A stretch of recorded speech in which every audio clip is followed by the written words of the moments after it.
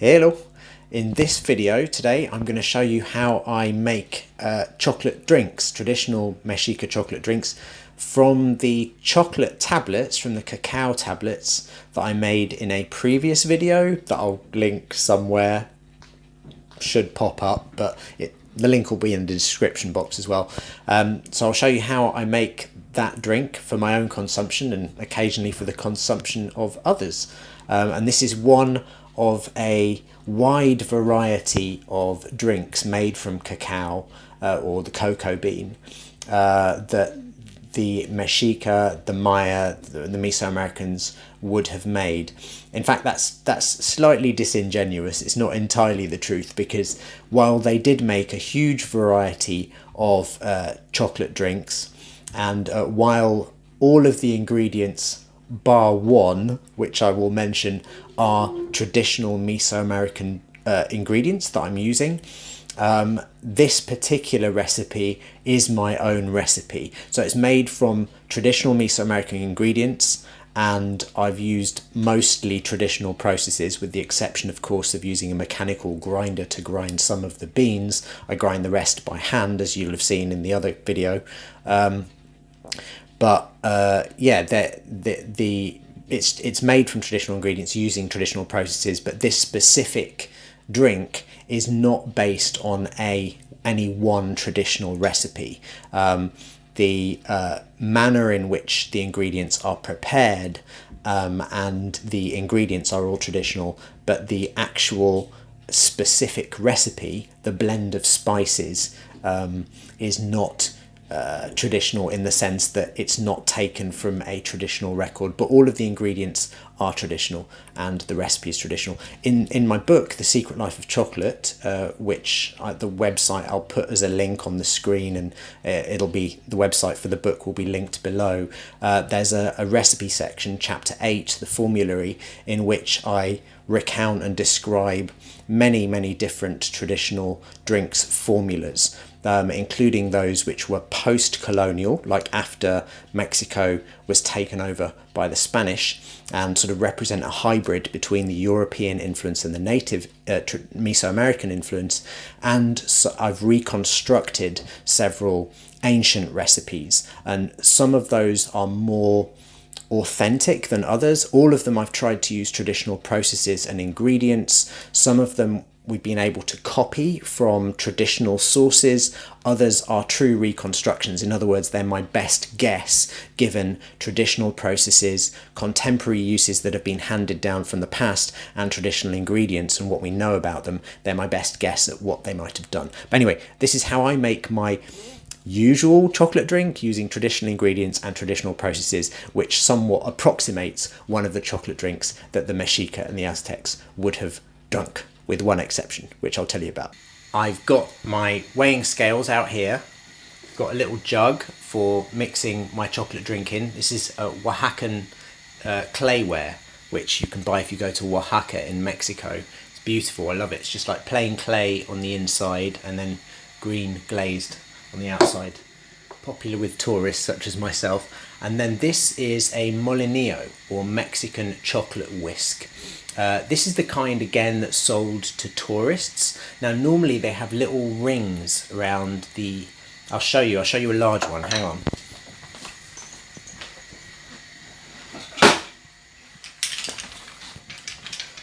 Okay, so this is a large molinillo with some decorative, pretty rings on it.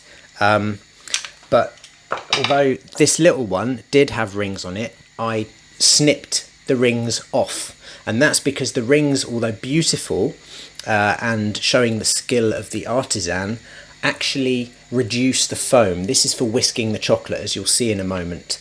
And it's supposed to be a post-colonial Spanish invention, although, as you'll see in my book, The Secret Life of Chocolate, that is somewhat in dispute, because there are pre-colonial accounts from the conquistadors, specifically I think the anonymous conqueror, and maybe Hernandez, who did some ethno whatever sort of I can't remember the word, but he did some studies. Basically, he went to Mexico after the conquest and documented all the traditions and everything, and they found that in the court of Moctezuma, better known as Montezuma, the last Mexica emperor, there are accounts of them having chocolate beaters which were served with the chocolate to froth the chocolate. So the molinillo is probably not a Spanish invention, but it's certainly been elaborated since the conquest into this beautiful form we see today, or like, you know, various elaborate chocolate whisks. But the rings actually cut the foam. I have this on good authority from many different chocolate makers in Mexico. So I've got my weighing scales, and I have here my one non-traditional ingredient, which is maple syrup, which is of course from the maple tree in Canada or North America, so it's not indigenous, but it does make it taste very nice. So traditional Mexica chocolate would have been like this, but probably made with room temperature water. I'm going to make it with boiling water, which was the style that the Maya, many of the Maya groups, because the Maya in truth were many different groups of people, but they're all lumped together under the name Maya. The Maya generally preferred making chocolate drinks with hot water. The Mexica preferred cold water, which wasn't really cold like we'd think of from the tap. It was room temperature, which means sort of tepid. In Mexico, room temperature water can be anything from 20 to 35 to even 40 degrees. So it's really warm water, tepid water. Anyway, right, I might need to put the microphone down in a second, but this is my little box of chocolate discs that I made in the other video. So I have my packet of discs that were made in the machine here that are plain chocolate, and I have my packet of discs, looks like it's been attacked by animals. It hasn't, it's just been attacked by me, which are made with the spices here. So I'm going to weigh out 17 grams of the plain chocolate and then 3 grams of the spiced chocolate to make 20 grams in all. Let me put the microphone down.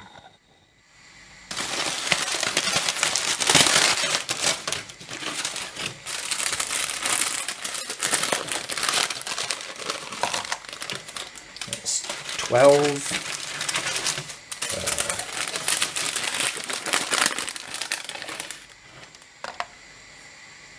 15, 16,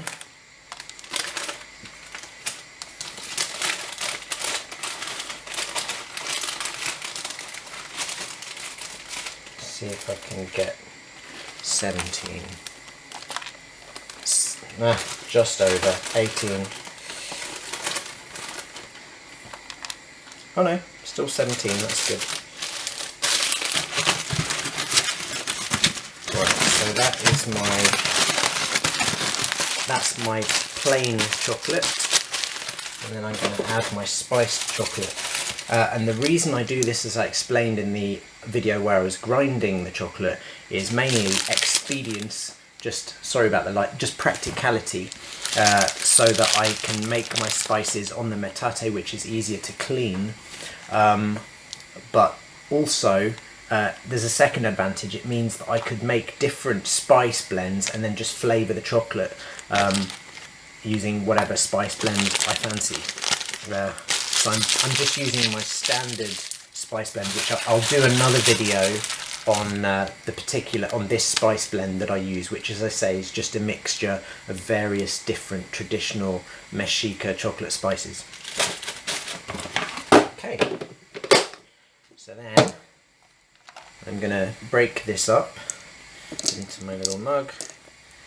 It's fairly obvious what's going to happen next, I think, but we'll see.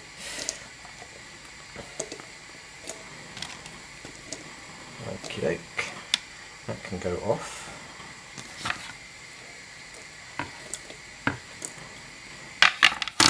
Bit of maple syrup just to taste. You can have this without maple syrup. This is more like, almost like coffee, but not as bitter, fattier, like unsweetened chocolate, which is surprisingly bitter if you are not used to it. The Mexica, this is not totally inauthentic, because even though maple syrup is inauthentic, the Mexica and the Maya did used to sometimes drink chocolate sweetened with honey. So they did occasionally drink it sweetened, but it was more customarily drunk without sweetening at all. So little chocolate whisk, cup, boiling water. I'm just using a little clay cup. This is not some historically authentic cup, just thought it was pretty. And the courtiers, the Mexican nobility, did used to drink their chocolate from clay cups. The posher ones, the more noble of the nobles, would used to drink their chocolate from gold or cups made of precious metal, but the commonest were drunk from clay cups. Maya people and many of the common people would drink chocolate from calabashes or little half gourds, which I also have, but they're less practical because they have round bottoms, so you have to sit them on stands.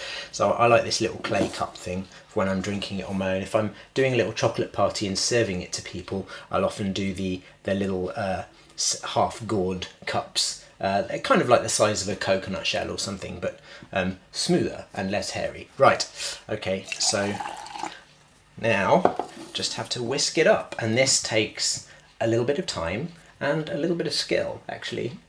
Anyway, right.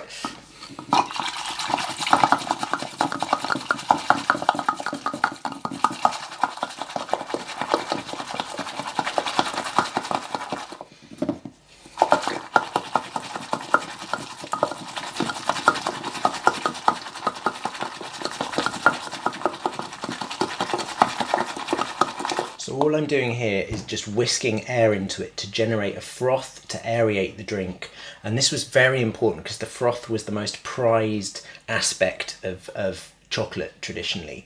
The froth was thought to be sort of the life of the drink, if you like. It was, I suspect the froth was considered to have somewhat magical properties, and I suspect that for several reasons, partly because some traditional Mesoamerican peoples rather did explicitly in their tradition stated that when you whip the froth into a drink, or when drinks naturally froth, like beer, for example, fermented beverages, the beer contains a life of its own. That's the fermentation. And when you whip air into a drink like chocolate, some Mesoamerican people said it was like whipping life into the drink. And there are also other things in the book about that. So anyway, right.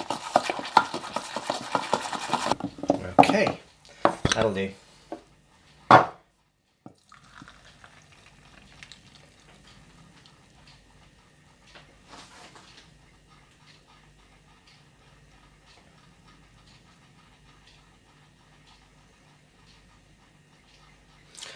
Okay, so I don't know, let's see if I can bring this up a little bit. Alright, so that is the finished product. So you can't see on this camera, unfortunately, it's not that good of a camera, but these bubbles on top, because they've got this quite a lot of fat in cacao, it's about 50% fat in the bean naturally, these bubbles sort of have a rainbowy reflection to them. And one of my hypotheses in the book is because rainbows in Mesoamerican culture were linked to serpents, snakes. They were thought to be sort of like sky snakes, and the sky was often depicted as a serpent.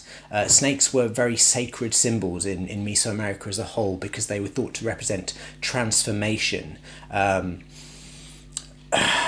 in a way, and sort of conduits between our world, the celestial world, the kind of world of heaven, where there were 13 levels of heaven, and the 13 levels of hell, or the underworld below. And snakes were kind of like a snakes and laddersy thing, but they could take you up as well as down. I think the reason for that, several reasons. Snakes are kind of uncanny, weird animals. They can unhinge their jaw and stuff, but more importantly, they shed their skin when they grow, so they represent kind of transformation. And of course, many of them are deadly poisonous. Lots of snakes in Mesoamerica are extremely venomous. Some of the deadliest snakes in the world inhabit Mesoamerica. So snakes came to represent that sort of life, death, transformation thing. And rainbows in Mesoamerican myth were serpentine. And I noticed that the bubbles on the surface of cacao refract light in a rainbow way. There's lots of tiny little rainbow, like oil on water, wood does. So in one of the, I think, I'm not sure it's an Aztec, but it's a Mesoamerican codex. I can't remember which it is. I'll find it out and put it on the screen. But one of the Mesoamerican codices, there's an illustration. It's Codex Borgia, which shows a vessel, a cup in the shape of a skull, with this foaming dark liquid coming out the top of it, and all these snakes streaming out of it, with these little monkey-like characters that were associated with the wind, sort of moving away from it as well. And it's supposed to represent, or historians, archaeologists believe it represents the creation of the world. I suspect that is actually depicting a foaming bowl of chocolate for multiple reasons. The skull itself, chocolate was one of the trees associated with the land of the dead, and there are some myths in which chocolate is explicitly linked to decapitation. Sort of one of the myths of the Quiche people, the cacao tree was a tree which basically these two gods, the hero twins, go down to the underworld and they play a game against the gods of death, and the gods of death trick them and they kill them and bury them there, and where they bury the twins springs up a tree which bears fruit, and the goddess of the daughter of the god of death rather, eats the fruit of the tree, and or goes to the tree to pick the fruit, and this pot, one of the brothers' heads, is growing off the tree. It's a really weird myth. It's really dreamlike, like a lot of myths are. And he spits in her palm and she becomes pregnant. Now that tree in some of the stories is indicated as a gourd tree, a hicora, but gourd is inedible. It makes far more sense that it's a cacao tree, and in some traditions it's explicitly described as a cacao tree, and in some Maya pottery we've got these pictures of that tree in a similar myth, or that myth, as a cacao tree. So that there's lots of myths linking cacao to the underworld, to the land of the dead. It's associated with the southern direction, which is the direction the Mexica and the Maya and the Mesoamericans in general associated with the land of the dead. So to bring it back to the sort of oil on the surface and the sort of sky serpents thing, I think that the illustration in Codex Borgia literally shows the world being born out of a bowl of chocolate, which is really cool.